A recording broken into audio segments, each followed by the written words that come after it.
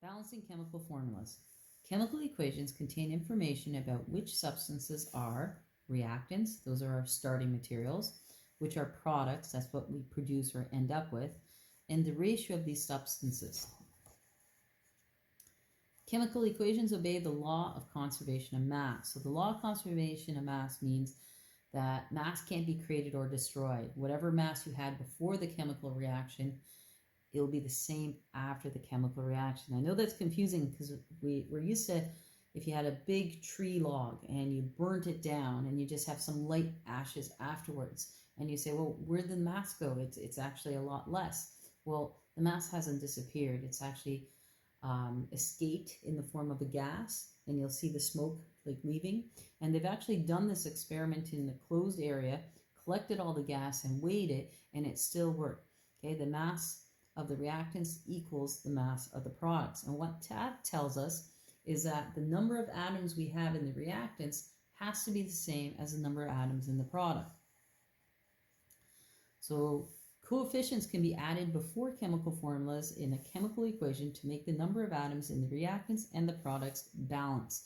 So we've seen this before in math class, like you'll see 2x, 2 being the coefficient, x being the variable. Well, we use the same word here. So coefficient is just the number in front of the letter. And what we do is we look at our formula, we look at how many atoms on the left side of the arrow has to equal the number on the right side. And we put these coefficients in to figure out what's the ratio. So I want to do a couple examples.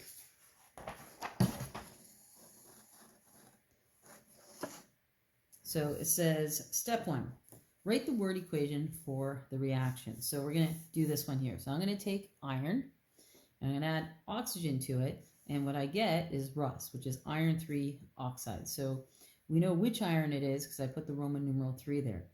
First thing you need to do is write the skeleton equation. Well, iron is just Fe. So we just write down Fe plus oxygen. Oxygen is one of those special 7. So they're the diatomic molecules. They're never ever found by themselves. So whenever you see oxygen or the other 6 diatomic molecules, you always put a 2 beside it. So we have O2. And that gives us iron 3 oxide. Well, we need to figure out the formula for iron 3 oxide. So let's do that. I know that iron, I'm just going to do it here on the side, is Fe, and it's a 3 plus charge because it told me so. Oxygen is a 2 minus charge. Next thing I do is that crisscross. The 3 comes down here, the 2 comes down here, and I end up with Fe2O3. So there's my formula for iron 3 oxide. And when you have these word equations and you're trying to write the skeleton equation, you have to go right back to coming up with the chemical formula. So we're going to write that one in now. So it's Fe2O3. The next step you can do in your head, but we're just going to write it out, and that's counting how many of each atom do I have. Well, the reactants is what's on the left side. I have 1 iron and 2 oxygen. Products is what I have on the right side of the arrow. I have 2 iron and 3 oxygen.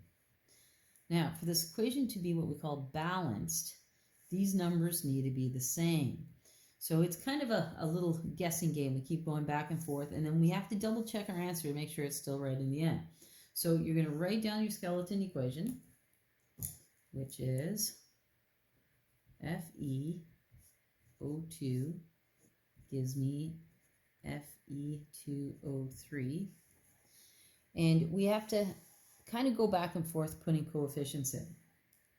So I know this is a problem right off the bat.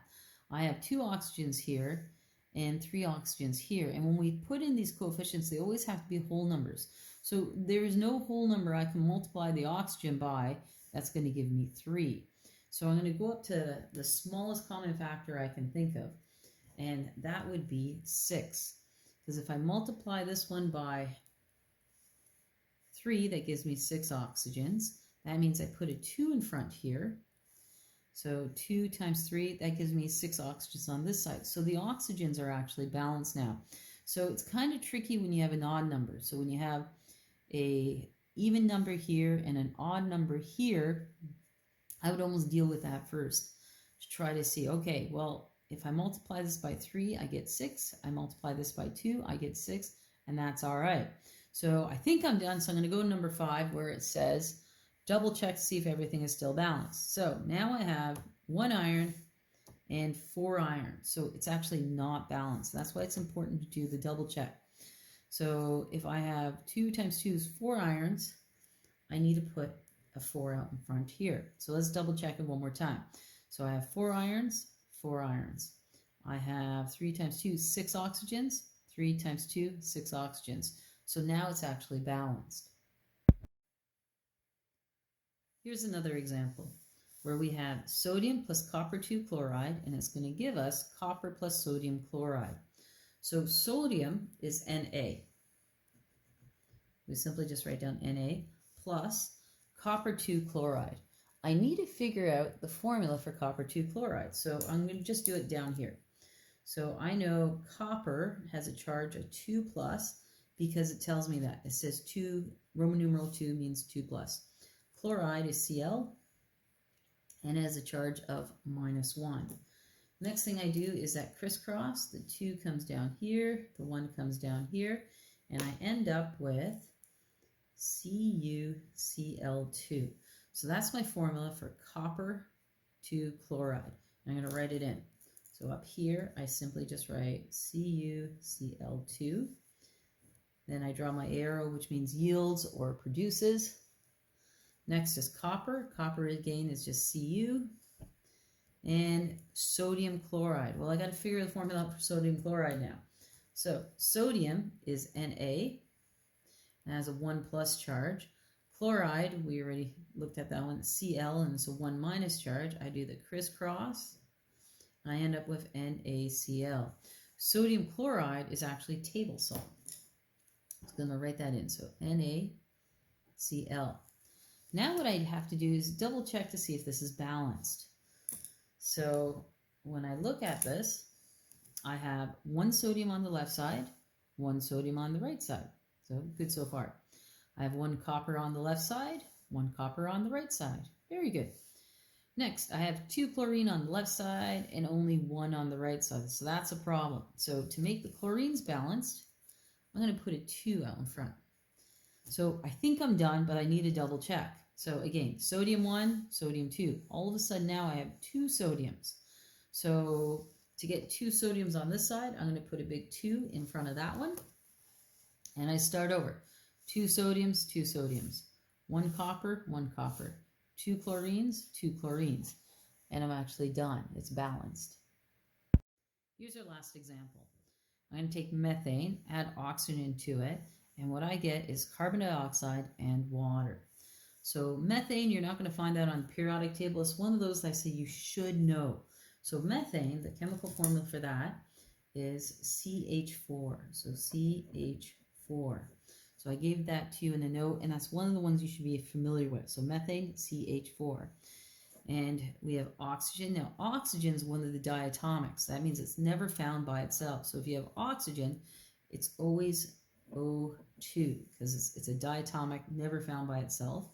And that produces carbon dioxide. Well, carbon dioxide, that's easy. It's CO2. And water is another chemical formula you need to know. It's just H2O.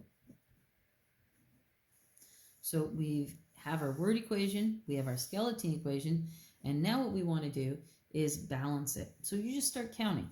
We have 1 carbon on the left side, 1 carbon on the right side. I have 4 hydrogens on the left side, and I have 2 hydrogens on the right side. So to make this a total of 4, I'm going to put a big 2 in front. And what that means when I put the 2 in front, okay, so 2H2O is the same thing as saying H2O and H2O. It means I physically have 2 of them. So I have 2 hydrogens, and 2 hydrogens gives me 4 hydrogens. All right, let's go back to balancing. Now, my oxygens. I have 2 oxygens on this side, and I have 2 here plus 2 more here is 4. There's 4 oxygens on the right side. So to make this 4, I put a 2 out in front. So 2 times 2 is 4. So now I have 4 on this side. So let's double check everything. We got 1, 1. I have 4 hydrogens, 4 hydrogens. I have 4 oxygens. I have 2 plus 2 is 4 oxygens. And now this one is balanced as well.